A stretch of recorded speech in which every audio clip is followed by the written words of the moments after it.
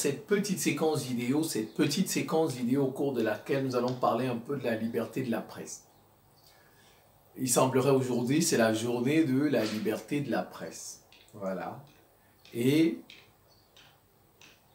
ils disent que le Sahel est une catastrophe en matière de liberté de la presse. C'est passé dans tous leurs médias. C'est le Sahel qu'ils mettent en avant. Sahel, Sahel, Sahel, Sahel, Sahel.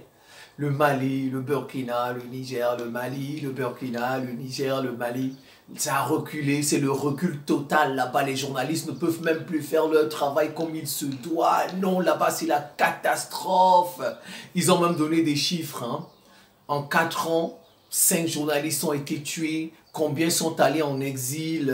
Oh, le Sahel. Le Sahel s'oppose à la liberté de la presse, la liberté d'informer. Assimi Goïta, la junte, comme ils ont, je reprends leurs expressions, la junte malienne, la junte burkinabé, la junte nigérienne. Voilà ce qu'on a entendu dans leurs médias. De qui se moque-t-on? De qui se moquent-ils les Occidentaux? De qui se moque-t-il?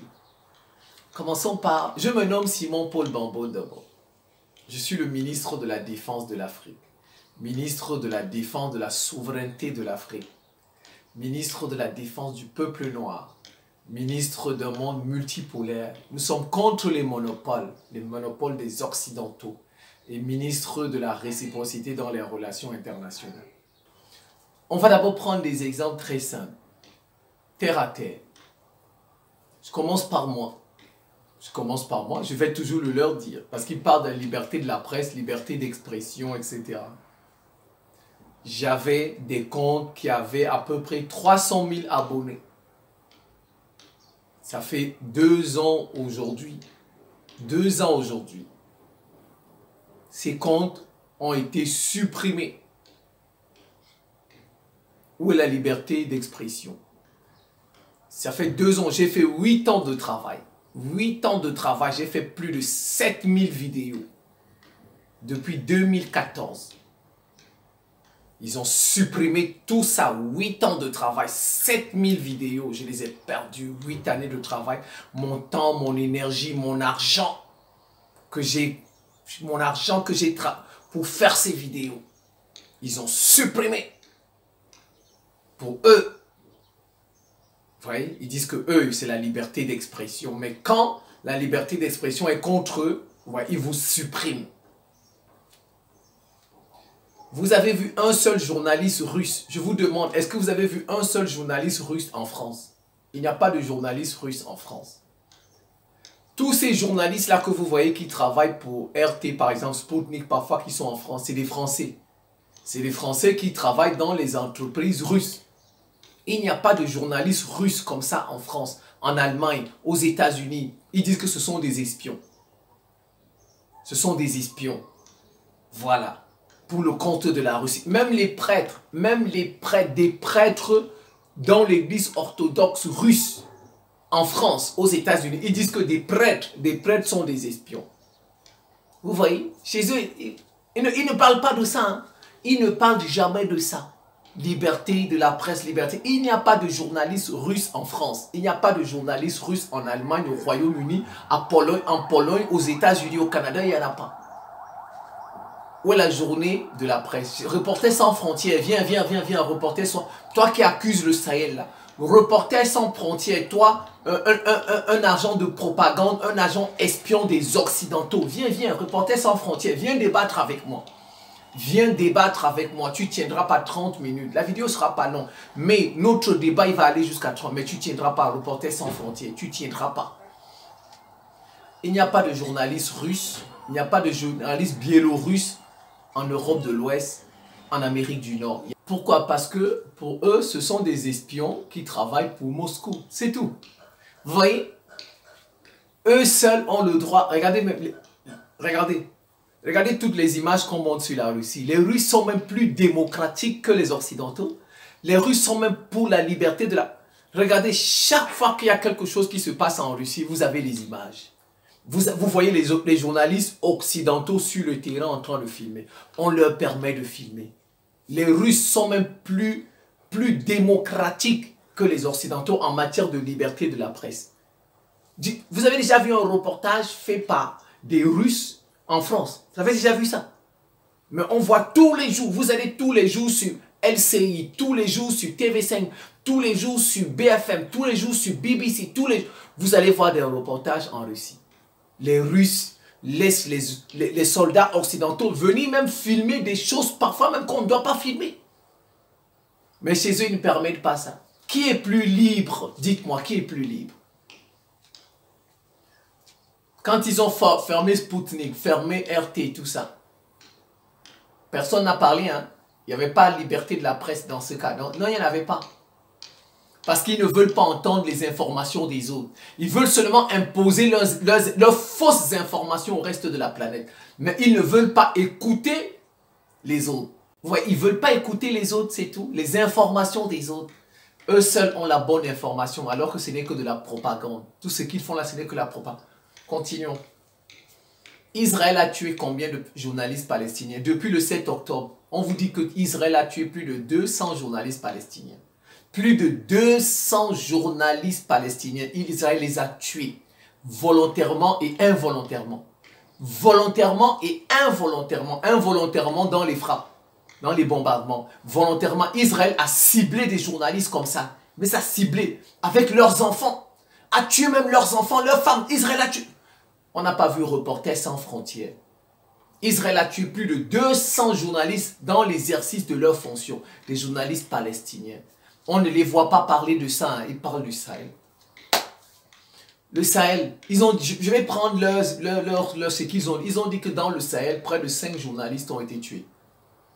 Comparons 200 journalistes Israël et 5. Admettons même que ce qu'ils disent soit vrai. Que 5 journalistes au Sahel ont été tués. 5. Faisons le rapport. Si vous voulez, regardons le pourcentage. 5 journalistes contre 200 d'Israël.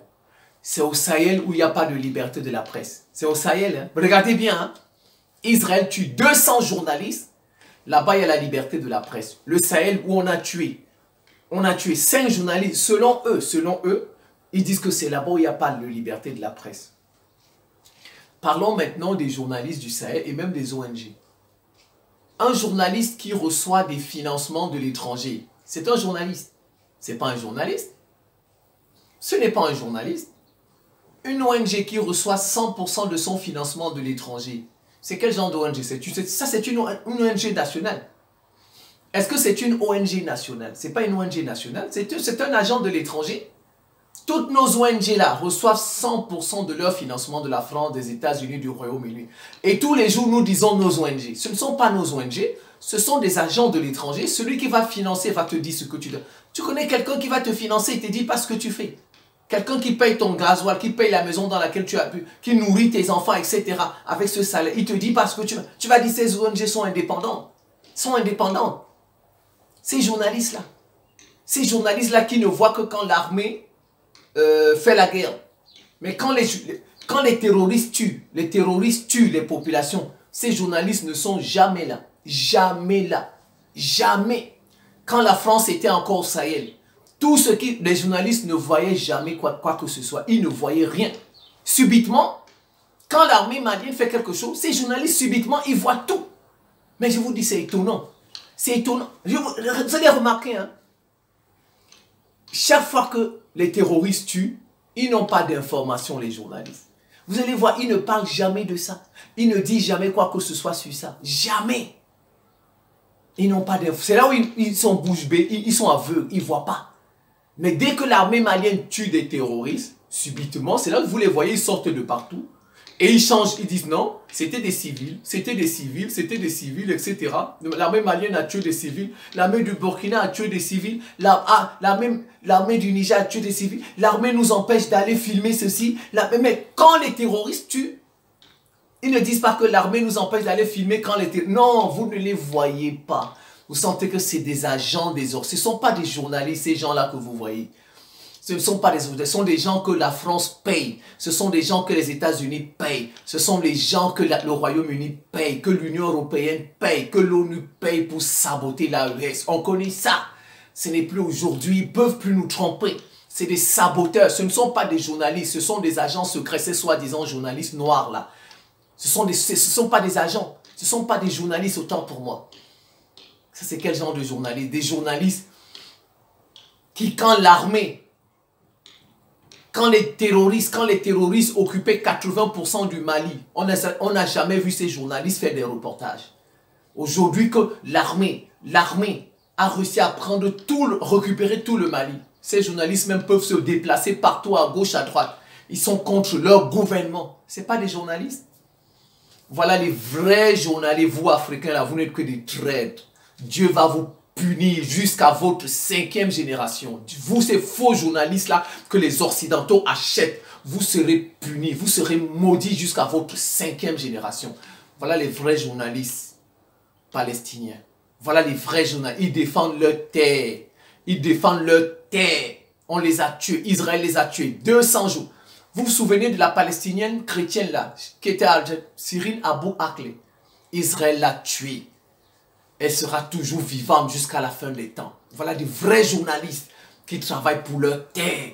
Ils font du journalisme pour défendre leur sol. Pas vous, ces faux journalistes africains, vous travaillez pour que la France recolonise le Mali. Vous travaillez pour que la France recolonise le Burkina Faso. Vous travaillez pour que la France recolonise le Niger, votre pays. Et vous venez dire que vous êtes des journalistes. Vous aidez la France à recoloniser vos pays. C'est ça du journalisme. C'est ça, vous êtes des agents, vous êtes des traîtres. Dieu va s'occuper de vous. Dieu va s'occuper de vous tôt ou tard jusqu'à votre 5e génération. Voilà, ce ne sont pas des journalistes, ils viennent une journée de la presse. Journée de la presse. Au Sahel, il n'y a plus de liberté de la presse. Il y a plus. Je vous ai donné. C'est déjà trop long. Je pense que je vais m'en tenir là. Ces journalistes-là, même s'ils sont en exil, qu'ils aient le courage de venir débattre avec moi. Vous, les journalistes, là, les soi-disant journalistes là, maliens, là, les soi-disant journalistes burkinabés, là, les soi-disant journalistes nigériens, là, vous qui êtes au service de la France, au service des États-Unis, venez débattre avec moi. N'est-ce pas, vous êtes pour la liberté?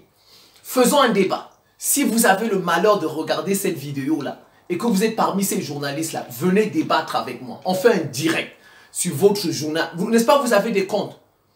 On va faire un direct. Vous ne tiendrez pas 30 minutes. Des journalistes très trop comme ça au service de l'Occident, au service de la France. Ils disent qu'ils sont journalistes. Vous n'êtes pas des journalistes. Vous êtes des agents. Des agents de propagande. C'est tout, de la France, des États-Unis, etc. C'est tout. Vous êtes des agents qu'on paye pour saboter le travail des vaillants, des dignes fils de l'Afrique comme Assimi Goïta, Ibrahim Traoré, Tiani, pour libérer ce continent. Vous voulez ramener l'esclavage dans votre continent, ramener la colonisation. Honte à vous. Honte à vous, ces journalistes-là. Vous êtes la honte de l'Afrique, la risée de l'Afrique. Vous voulez nous ramener dans l'esclavage. On veut se libérer. Vous voulez nous ramener dans l'esclavage. Même en France, il y a un faux journaliste nigérien là. Il est allé reprendre un reportage du Monde. Du Monde que les Russes installent. Les Russes sont en train d'installer des systèmes d'écoute comme ça au Niger, etc. On l'a coffré, bien fait pour lui. Même en France, pendant le terrorisme, vous n'avez pas vu en France, il y a des caméras partout. Je vous dis, vous là, en France, aux États-Unis, vous ne savez pas que c'est la liberté? Ces caméras-là écoutent les gens. Pourquoi les Français eux-mêmes ne dénoncent pas les caméras qu'il y a chez eux? Pourquoi? Pourquoi les États-Unis eux-mêmes ne dénoncent pas les caméras qu'il y a chez eux? Mais quand vous voyez les Russes qui sont en train d'installer les systèmes d'écoute des caméras, vous dénoncez, vous dites que ça enfreint la liberté des citoyens. Il n'y a pas de caméra en France. Non, je vous demande, vous, ces faux journalistes-là, il n'y a pas de caméra en France. Dites-moi, est-ce qu'il n'y a pas de caméra en France? Il n'y a pas de caméra aux États-Unis. Vous savez que quand il y avait le terrorisme, la France, ils ont dit, nous préférons la sécurité à la liberté. Vous ne savez pas ça? Ils ont dit que quand c'était trop, Charlie Hebdo, nous préférons la sécurité à la liberté. Les Français, on les écoute, vous ne savez pas ça. Vous ne savez pas que même en France, Chelsea Manning, qu'est-ce qu'il a dit? Chelsea Manning, Edward Snowden, qui est en Russie, là, il a fui en Russie, pourquoi? Edward Snowden. Ça veut dire, il a dit que les citoyens américains sont sur écoute. Ils sont sur écoute, entre autres, ce qu'il a dit, ils sont sur écoute. Mais ça ne pose pas problème aux journalistes des États-Unis. Ça ne pose pas problème. Mais des faux journalistes, des agents africains comme ça qui viennent dénoncer. Vous savez, une caméra. La caméra, ça a un micro. Quand vous voyez les caméras là sur la rue, là, ça ne vous filme pas seulement. Hein.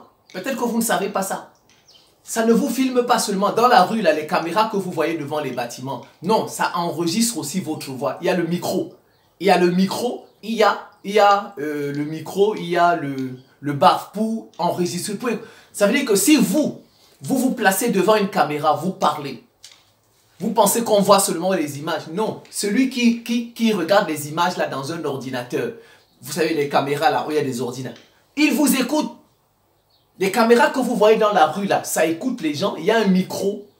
Il y a un micro pour prendre du son. Donc tous les bruits que vous faites là autour d'une caméra, on entend ça. C'est de l'écoute. Il y a des caméras en France, il y a des caméras au Royaume-Uni, il y a des caméras en Allemagne, il y a des caméras aux États-Unis, au Canada. Mais ça ne pose pas problème. Des faux journalistes nigériens, quand Wagner met des systèmes d'écoute, des caméras, ils se plaignent. Vous voyez, ce sont des agents pour saboter le travail du gouvernement. C'est tout. Ce sont des agents au service de l'Occident. Ils seront maudits jusqu'à leur 5e génération. Je vous invite à venir débattre avec moi. Venez, on va débattre. Venez, vous ne tiendrez pas 30 minutes. C'est la fin de cette petite séquence vidéo. Je vous remercie pour votre attention et à très bientôt.